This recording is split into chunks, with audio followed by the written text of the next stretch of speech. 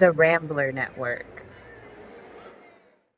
In this episode, I was a little sick, so that's why my voice sounds the way it does. So just bear with me.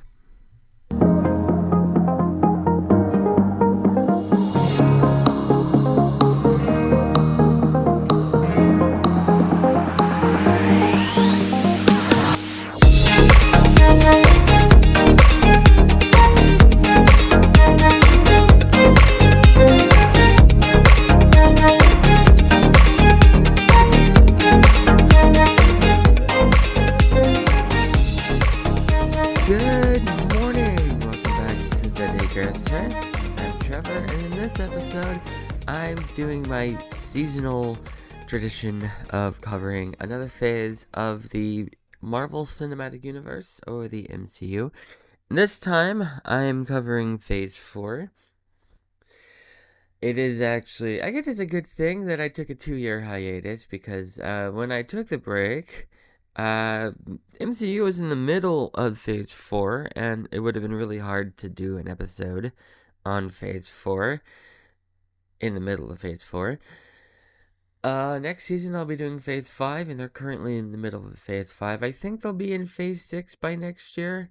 I don't remember, I haven't looked.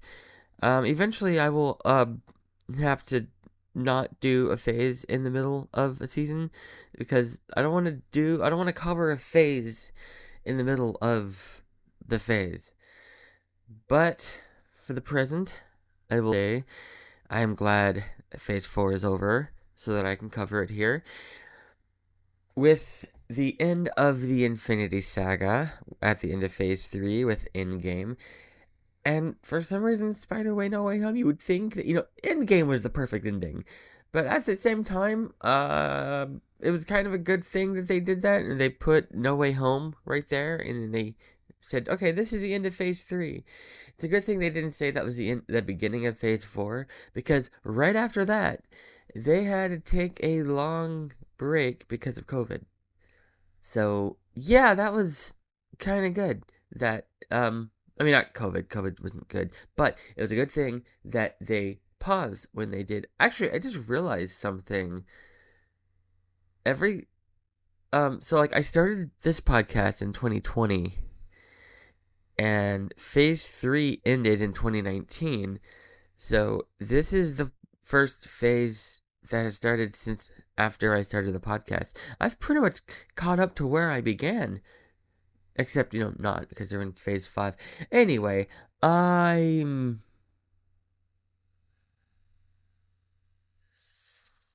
stalling.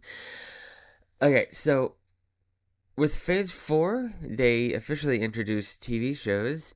I say officially because there were shows in the past, but they weren't officially connected. I think now they are, but it gets complicated.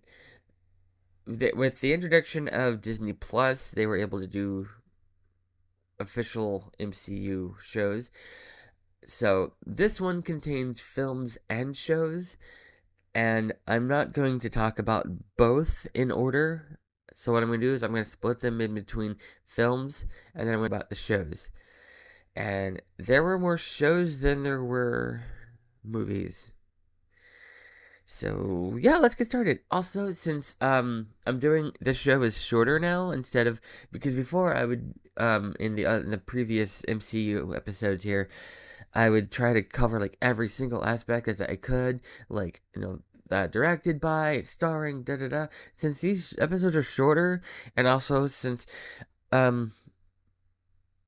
when I did these other ones, I had a lot more time, and so before I would record the phase episodes, I would actually rewatch the whole phase, because at the time it was much easier. It was like 6 movies or like 7 movies, or it's a few movies.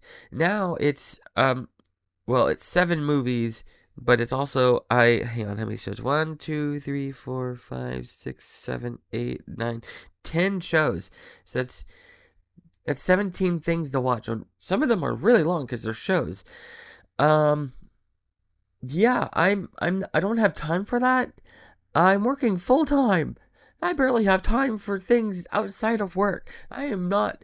Okay, so I've seen everything on this list, but I saw them when they released. Three of the movies I saw in theaters, and then all the shows I caught up with as they were coming out because I keep up with the MCU. Even if I have no interest in watching it, as we'll get to in one of the movies, I still watch it because it's MCU, and I don't want to be left out. I have FOMO when it comes to the MCU. Anyway, let's get started. Starting with Black Widow. Oh yeah, what I was getting to. Since it's a shorter format, I'm not going to go into like all the little details about like behind the scenes and the making of and who's directing it and who's starring. I'm just gonna talk about the movie and basically touch on each title.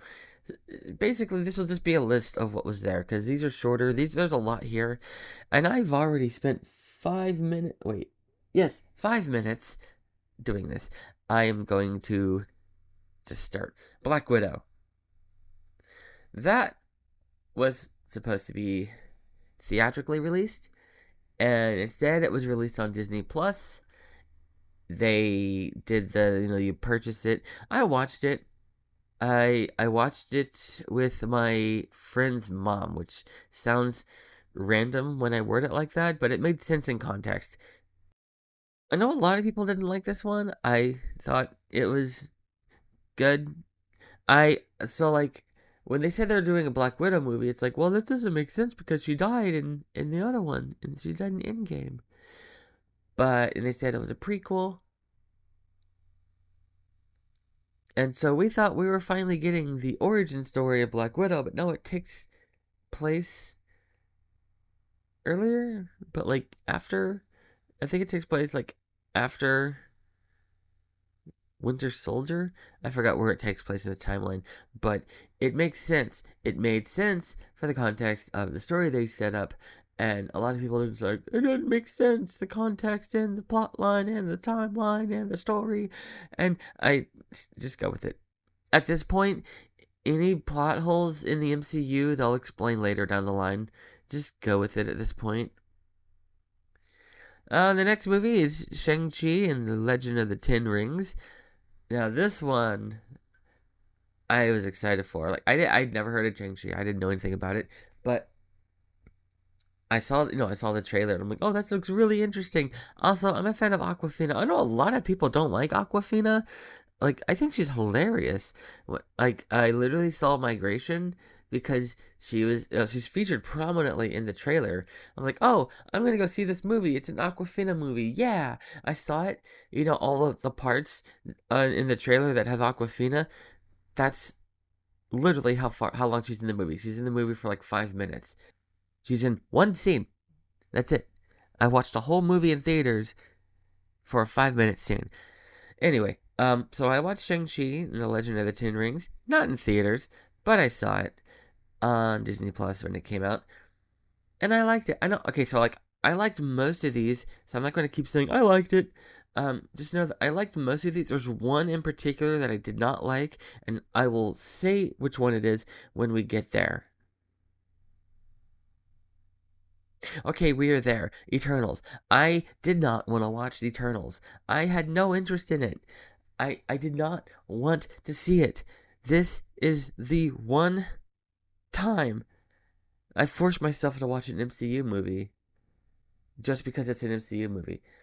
And I watched because like I had no interest in watching it. All the reviews were bad. All my friends who were big in the MCU were like, "Don't waste your time." So that's some of them that they went to the theaters and saw it, and they were like, "It was a waste of time." And so like I had no interest in seeing it. And so I literally, when it came to Disney Plus, I was like, okay, it's MCU.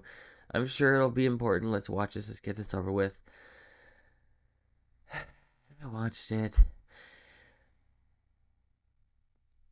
Honestly, I feel like Eternals probably would have been better served as a TV show on Disney Plus because I think like the main issue is that they try to cram so much into a movie. There's so many characters. It's not like a Justice League thing where like, oh, we know Wonder Woman, we know Superman, we know Batman, Aquaman. the Flash. We know all these characters. You don't really have to set them up. We know them, so you can just kind of throw them together. But like Eternals, I don't know any of these characters. And they just like throw them on screen, and it's like, oh look, it's Icarus. That's the only name I remember because it's from like ancient history and mythology. And then he ends flying too close to the sun. And it's like, oh, I didn't see that coming. But like, I feel like Eternals would have been better served as a show. Like, spread it out, let us get to know the characters, and because like they jump around too much. Like jump around, jump up, and get down. No, because it takes place throughout all human history, and so they'll spend 5 minutes in one time period, and they'll jump ahead a few hundred years, and then, oh, again, now they're in the 1800s or whatever. I don't remember. I haven't seen it. I saw it when it came out. I haven't seen it in forever, but I do remember that it kept jumping around, and then one of the characters dies, and it's played like this really sad, tragic moment, and it, oh, they're all gonna suffer. I have no idea who she was. I could tell she was supposed to be important. I don't know who it was. Like they're like everyone's sad in the movie, and like the sad music's playing, and it's supposed to be dramatic. But I was like, who was that? Was she like their leader? Was she their mother? What? Who was she? I feel like if this, I would have. I feel like I would have liked Eternals had it been spread out across like 8 seasons. It's one of those rare times where I know a lot of people complain about, oh, they're throwing everything. There's like Obi-Wan Kenobi. That could have been a movie. It was originally going to be a movie. They spread it out across 8 episodes. I think six to 8 episodes, and then like they didn't need to do that really. Um, they fleshed it out in ways they didn't need to. It could have been a movie. Eternals, opposite problem. It could have been a show. Spread it out. Let us care about these characters so that when she dies, it's like, oh no, that one. Her name, I don't remember her name. I, I probably would have cared if it was spread out on across 8 episodes. So they need to figure out when to do a show and when to not do a show. I think they're getting better at that. They say they're going to scale back the shows. So like Eternals is like the one that I really don't like. If you can't tell, it's my least favorite MCU movie, and uh, and it's because like there's a lot of story there. You know, give me a good story, give me good characters, and it's probably here, but they go through it too quickly, and it could have been a good story if they spread it out. I can't stress that enough. Spread it out. I mean, it's too late now. If they try to go back and like spread it out, it's like, oh, well, we've seen this. We know it's gonna happen. We know she's gonna die. Anyway, the movie after that is Spider-Man: No Way Home, which I really like this one. Everyone was like, oh, fan service. Okay, fan service isn't necessarily bad. Um we got 3 Spider-Man in this one, and everyone kind of knew, even with Angie Garfield going, "Oh no, I wasn't in that." Um, you liar. I, I, we knew they were going to be in there, like even with them denying it. But like a lot of people thought it would just be like a cameo, like, oh look, there's the other Spider-Man. Like, oh, I'm in this universe. I got to go back to my own. But no, they're like characters in this movie, and not only that, it kind of serves as like an epilogue to Toby and Andrew's Garfield Spider-Man, and I like what they did with it, to the point where like it's I don't see okay, so like I know it was meant to be like an epilogue, kind of wrapping up their story. Like, oh, yeah, Andrew went down a dark path. He stopped pulling punches, and then he had to like find himself again. And then Toby, him and MJ got married and have a kid, and da da da da da. And but like I see it as a teaser for Spider-Man 4 and Amazing Spider-Man 3. I really hope it. I don't think it's gonna happen, but that'd be cool. It's not gonna happen. I don't think. It should. It really needs to because it's really cool. There are there's rumors, and it's probably going to happen that they will return for Secret Wars, and I really hope so. But also, I hope that it's not one of those things where like they bring them back frequently.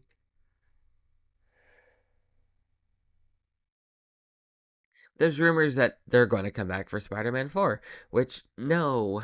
Okay, if you start bringing them back like every other movie, then it won't be as fun. It's like, oh, they're here. Like I remember because I saw the first movie in season 4 MCU season 4 Phase 4 that I saw in theaters was No Way Home. I saw it the day it came out, so I got the theater experience when that portal opened and Andrew Garfield comes out.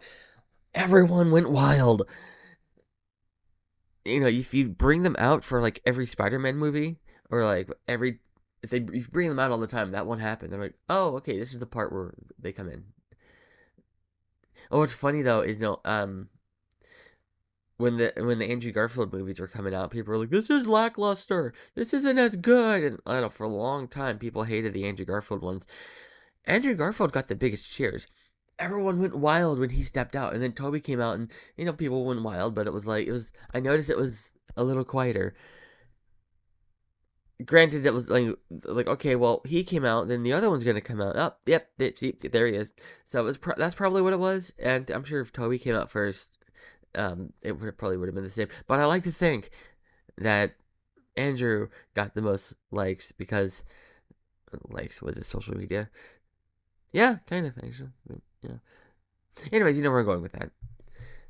I thought it was good. I liked it. I really liked it. I've been seeing videos lately. I haven't actually watched them, but I saw the thumbnails and the titles. It says, why No Way Home gets worse every time you see it. And I'd rather not ruin it for myself, so I'm not watching that video. Like, I don't want to, like, see it and be like, oh, actually, you know what? It is kind of bad. One of my favorite parts of No Way Home is something I've noticed in the MCU Spider-Man. They haven't really done much with the up till this point they hadn't done much with the spider sense, which they do this time. They have like a whole, because usually when the Spider-Man movies, when there's like the spider sense, he like it does like a sense. It's really quick. It's like, oh, I sense something. But this time there's like a whole scene where like everything's on edge and you can feel it, and it's so tense. And he's like walking around the apartment, and I saw it in theaters, and it was really tense. It was really well done, and I liked it. Whole movie was good though. Anyway, second movie that I saw in theaters was Doctor Strange in the Multiverse of Madness. That one got a lot of hate for some reason. Like a lot of like this is the point when I noticed that like people just want to complain about everything. And so I watched it and I thought that was very well done. That was really good. And there's no way anyone's not going to like this. I can't wait to go online and see all the reviews.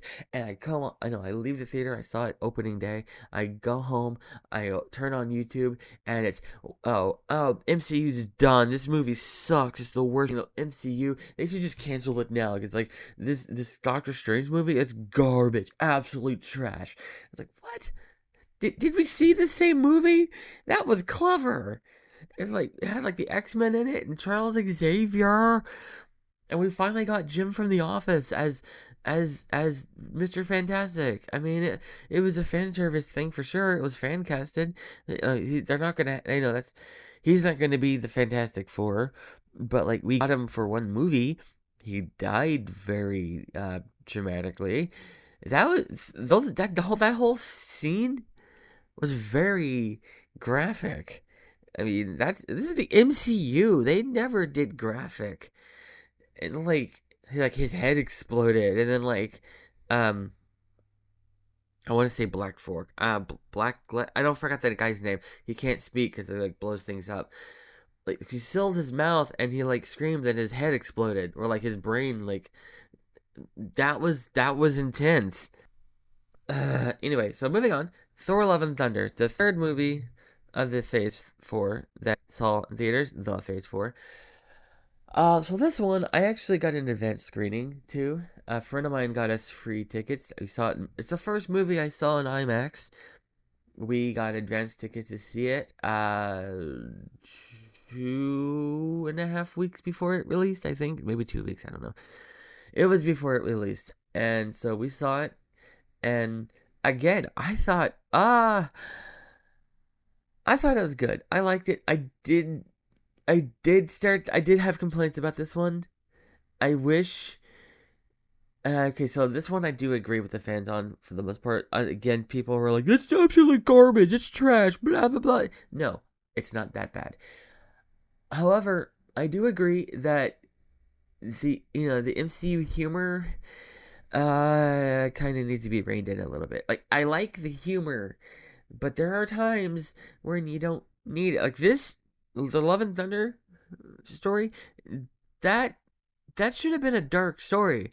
You got the God Slayer, the God Killer, and then you got Jane Foster with cancer. You literally have a scene with her in the chemo chair, hooked up to the chemo, and they're cracking jokes, and making light of it, and then when she dies, it's like she dead. Uh, you know, it's the whole thing. Like, mm, and um, the Kristen Bell character, uh, he was funny. He shouldn't have been funny.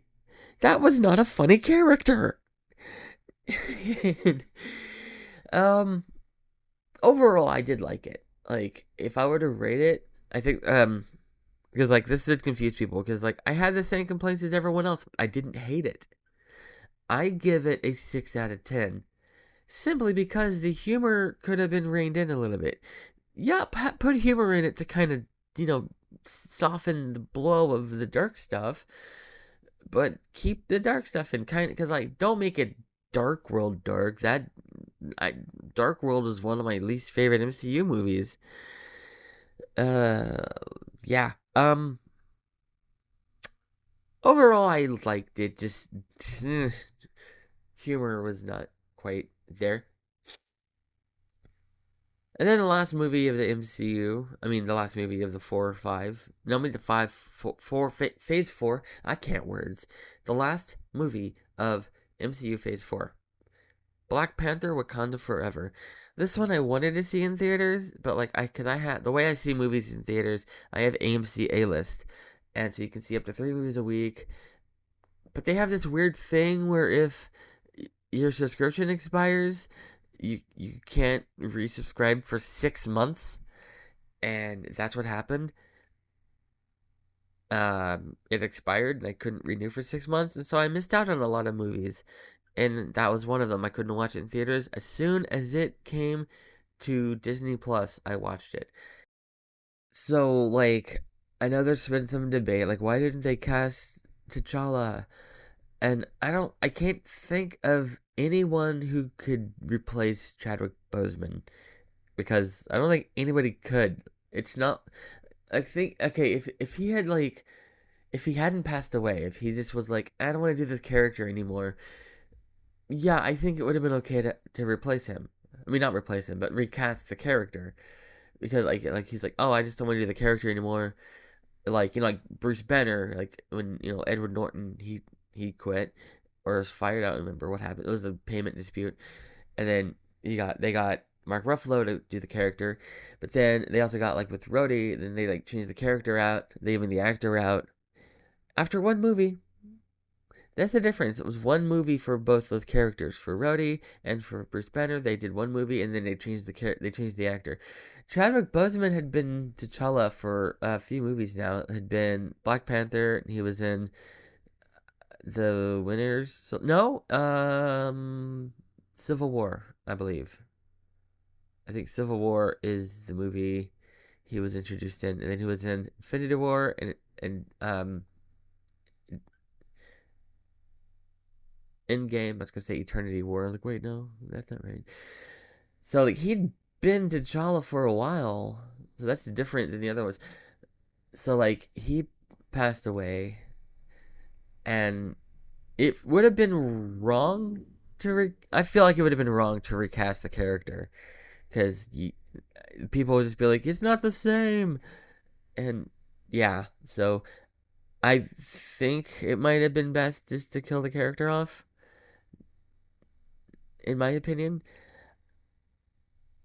it makes sense in the story, kind of. I don't know, because like he didn't tell anybody. I don't think he even told the people there. So like they didn't like they weren't able to build up to it. Like in the previous time we saw him, he's like, I'm feeling sick.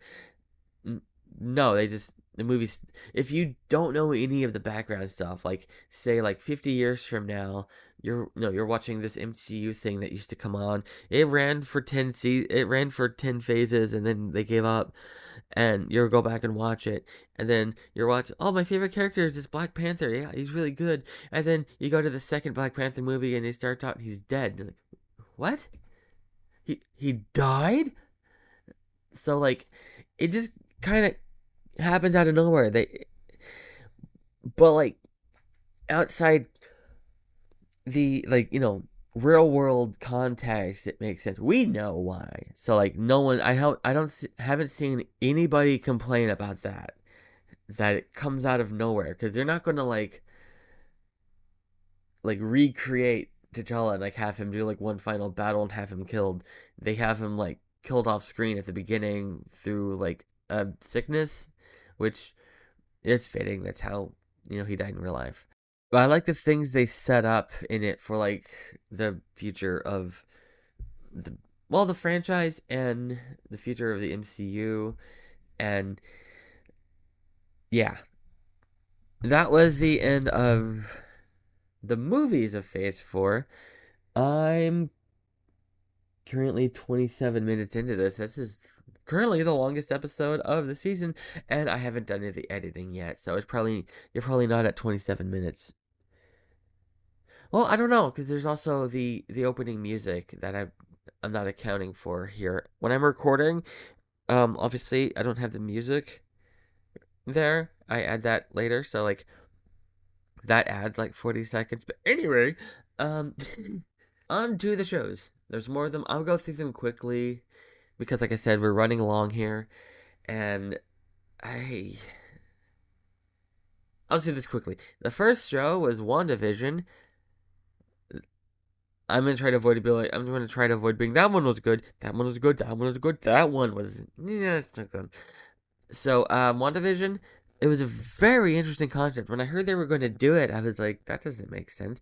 I thought maybe the shows were going to be, like non-canon. Like, I don't see how, because like the premise was, like Wanda and Vision and like different like sitcom settings, different eras throughout time, and it's like that doesn't make sense. I guess they're just taking these characters and putting them in different non-canon scenarios.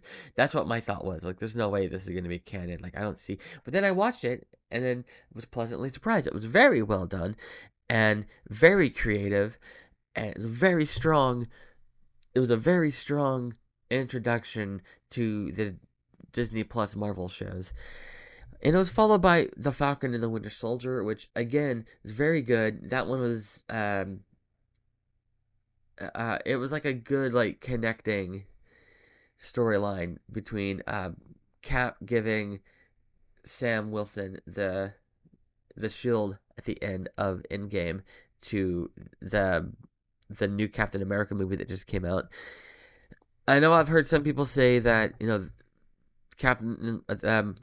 Falcon and the Winter Soldier should have been the fourth Captain America movie. They should have just put that together into a movie. No, it's good because like that one they slowed down. They took the time to like tell a better story. That one did work as a show because like I feel like when I watch these shows, I do come in like with Eternals, I come in thinking like with Eternals, like would this work better as a show or would the show work better as a movie? And like with WandaVision and with Falcon, those work as shows. Like I can't imagine those working as movies. So yeah, no complaints there. And Loki also that works as a show. That one is probably my favorite of the shows that they did. WandaVision and Loki were like tied. Well, no, there was one other one further down. Um, I have three favorite MCU shows, and I can't tell which one I like more. But Loki also would work better as a show, so no complaints there. What if?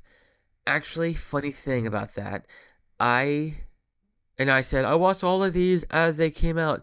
There are two exemptions. What if I didn't watch right away? I thought, okay, this is definitely not canon. There's no way this is. And so like I didn't watch it. I didn't watch it at first. I know that it had rave reviews, but it's like, okay, yeah, I'll watch it someday. And then the trailer for Doctor Strange and the Multiverse of Madness came out, and people were saying, "Oh, what if it's canon?" And I was like, "What? How?" And then someone explained to me how, and I was like, "Oh, okay." So I went back and watched it. I was like, "Oh, these aren't these aren't um separate self-contained stories. These are all interconnected because multiverse. That makes sense." And now there's a season 2, and I haven't watched it, and I have a feeling that I'm going to be missing out because that what happened in What If somehow plays a part into the movies, and this is the start of it becoming this big convoluted mess that's so confusing that and I keep up with all the MCU stuff, and I'm getting confused. Imagine just like a casual fan who just like is like, oh, I like Spider-Man, so I watch the Spider-Man movies, and I like Black Panther, so I watch the Black Panther movies. I don't watch anything else. And then you watch No Way Home, and you're like, wait, he's been to space? What? um. Anyway, Hawkeye, that one I thought wouldn't work as like what? Why would they give Hawkeye a show?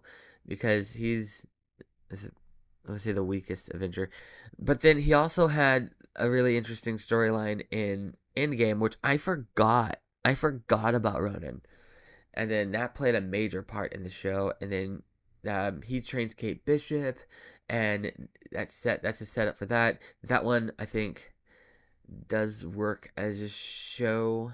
I feel like it would have failed as a movie. So there's that. Moon Knight. That one. Uh okay. Moon Knight is the show version of Eternals. I I forced myself to watch this every week. Every week I would, I'd go to watch like New Rock Stars and all that, and everyone they were always like, "Oh, this show is getting better. This is so good. It's one of the best things that they." No, every episode I was like waiting for it to get good, waiting for it to get good. Nothing happened. That was interesting. Like, okay, yeah, stuff happened, but it did not interest me. Like, it was just boring, and I literally forced myself to watch it. And I feel like it's worse than Eternals because at least Eternals was a movie, and you sit and watch it for a couple hours and it's done. Moon Knight was every week for like I think it was six to eight episodes. I don't remember. It went on for too long, and like not enough happened. And then there was that sequel bait at the end, a season 2, and then they announced that there's not going to be a second season. So what was the point of that? I think my least favorite part of the show was how like, oh, this is all one big connected universe, and you know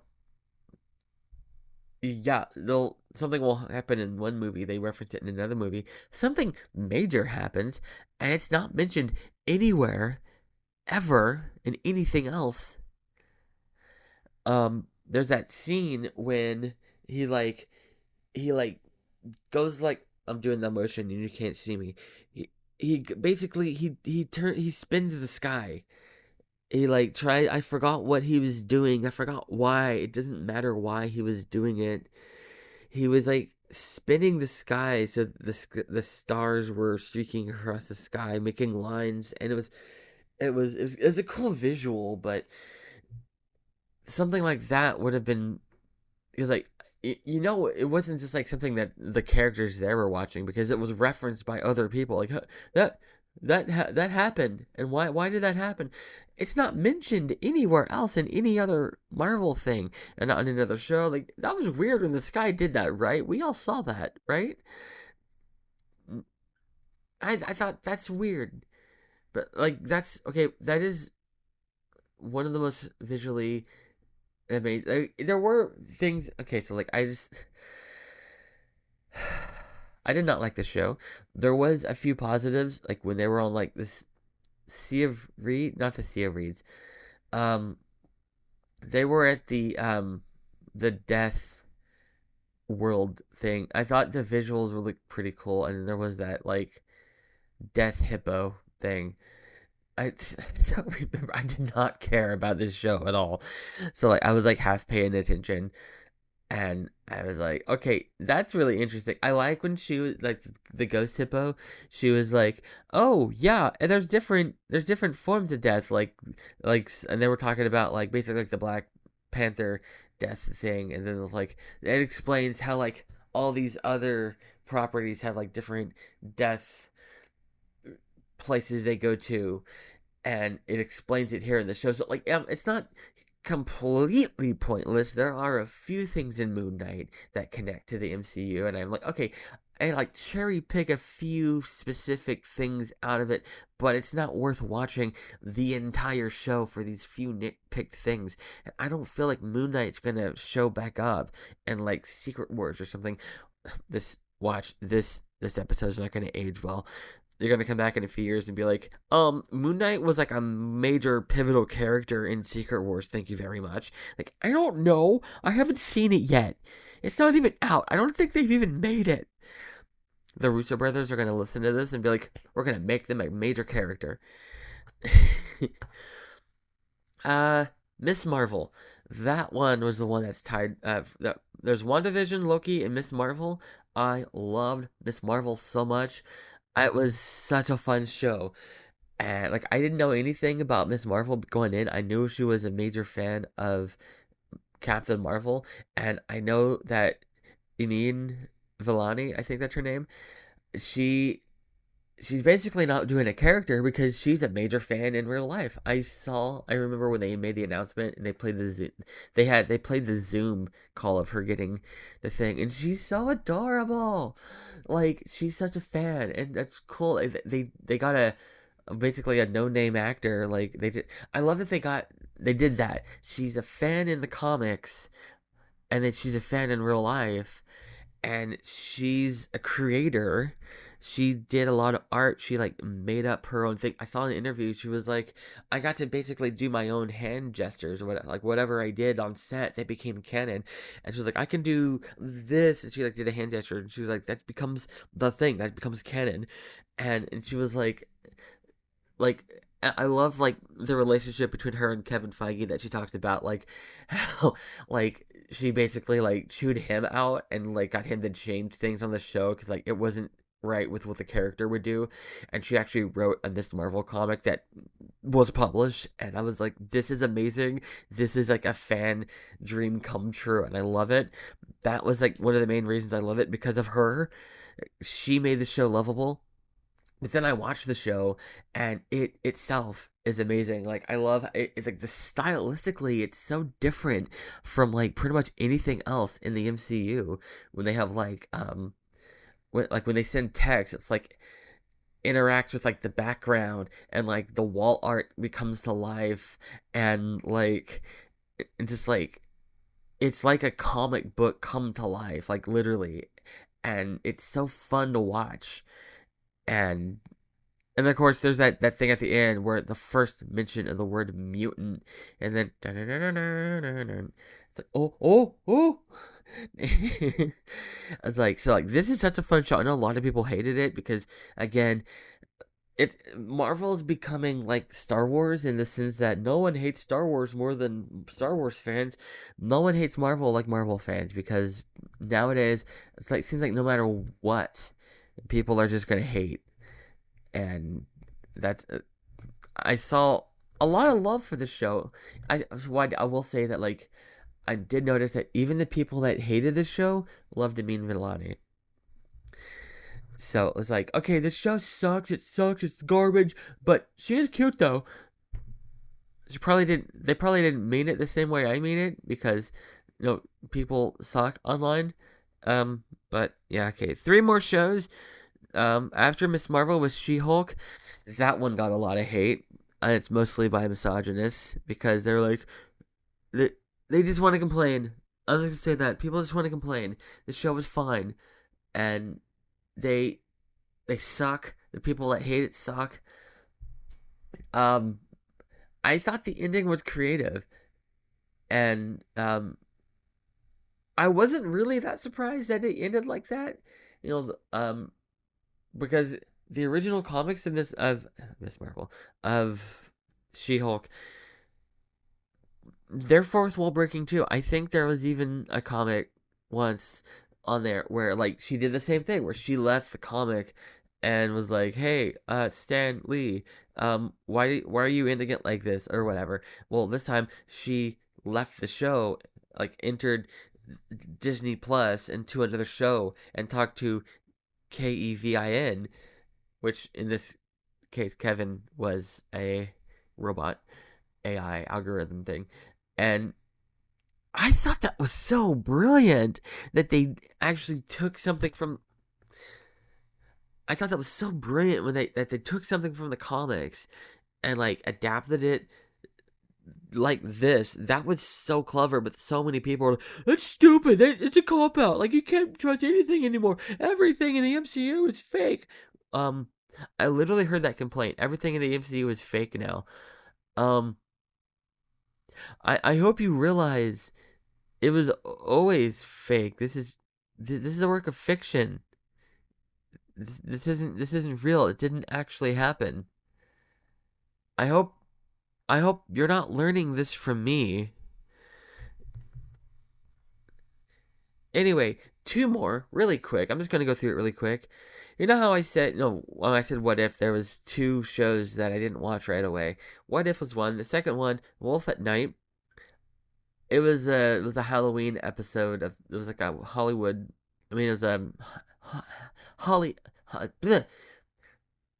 It was a Halloween one-off special event thing. I didn't watch it because I didn't think it mattered. It was just like whatever. I actually didn't watch it until a few nights ago because people were like, "Oh no, it's really important. It references this other thing, and then it becomes major thing of this other thing." And I'm like, "Okay, fine, I'll watch it." And I watched it, and no, I didn't get anything out of it. It was boring. I didn't like it. And then the last one, Guardians of the Galaxy Christmas Special, that was fun. That one, even if it wasn't canon, I mean, it was canon, but even if it wasn't canon, I would still watch it. And I like the Kevin Bacon thing. It was fun. And like, of course, the major development from the show, from that special, is Mantis being Peter's sister. And then like it did carry over into Guardians 3. And yeah. But yeah, that was Marvel Cinematic Universe Phase 4. And this is already as long as the old episodes. Currently I'm sitting at 43 minutes. I don't know how long it's going to be. This is currently my longest episode of this season. So, even me trying to get this through as quickly as I can, it's a pretty long episode. But I digress.